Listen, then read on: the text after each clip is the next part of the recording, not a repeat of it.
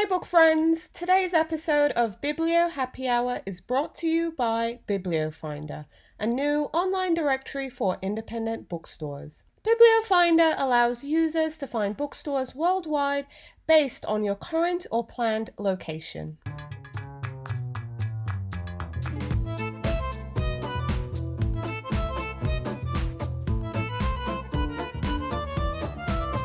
Hi book friends, welcome to Biblio Happy Hour, a podcast that's sharing bookseller stories, what's new in books, and everything bookish.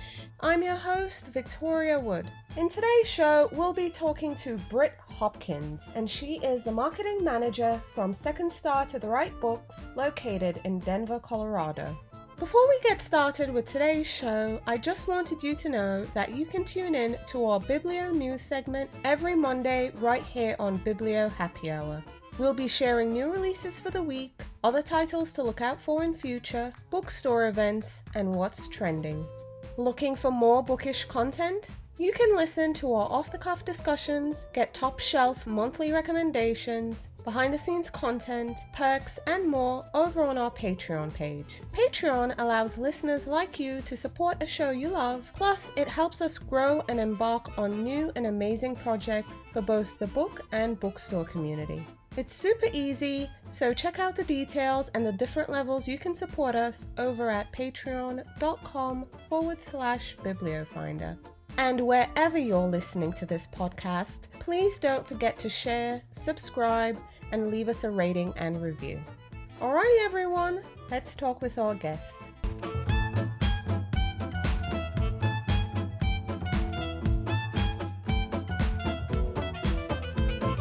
Britt, thank you so much for joining us, and welcome to Biblio Happy Hour. Thank you for having me, Victoria. We're so happy to have you here. So before we get started, really quick, are you a coffee or a tea person? I grew up drinking coffee, but lately it's either or and tea more frequently. Sounds good. Any tea favorites right now? Let's see. I've been drinking Hickey Cottage Tea, which they're local to Denver, and they have a couple blends that are absolutely delicious. My favorite, though, is their French breakfast, which is almost an Earl Grey, except it's with rose instead of bergamot. Oh, okay. Sounds really interesting. Sounds good.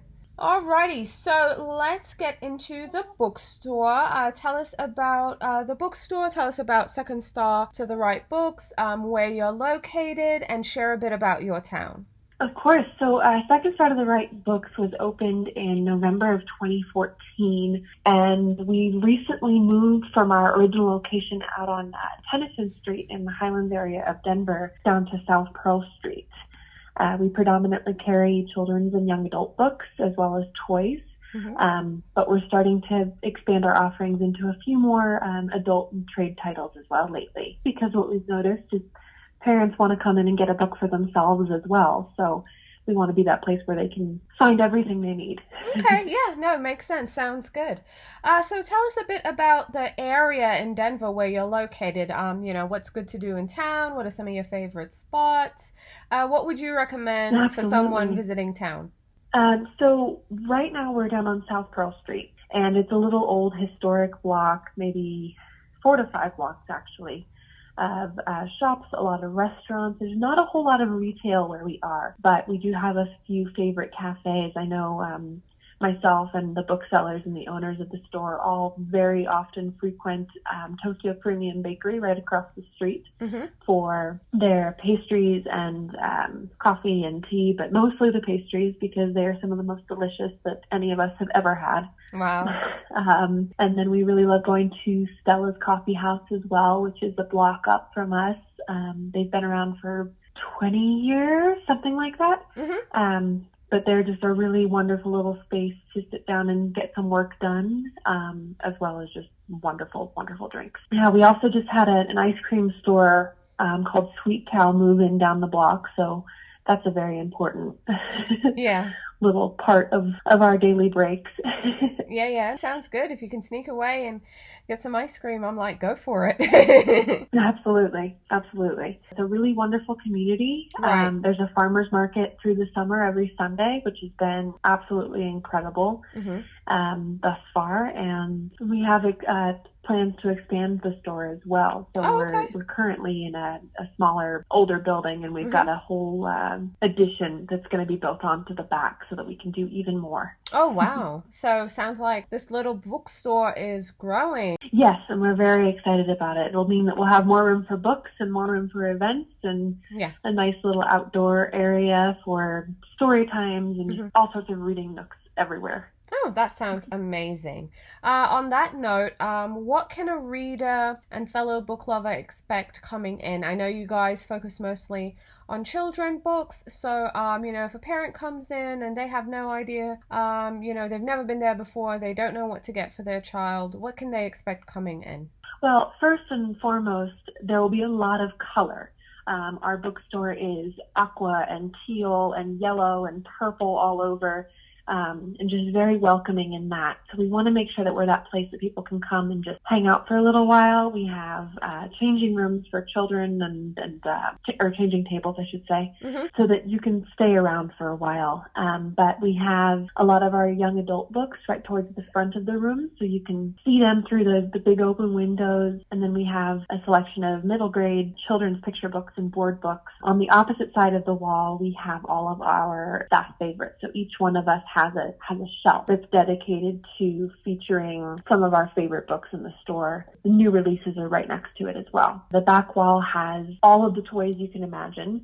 And rather than focusing on a lot of the things that Target would carry, we tend to focus on some of the smaller, more independent companies and sustainable toys and local makers, that sort of thing. So a lot of the things that you wouldn't expect to see just anywhere, which is one of the most exciting things for us, because you come into our store and you could find a toy that you've never even heard of before, and it might end up being your child's very favorite, or your very favorite for that matter. Right.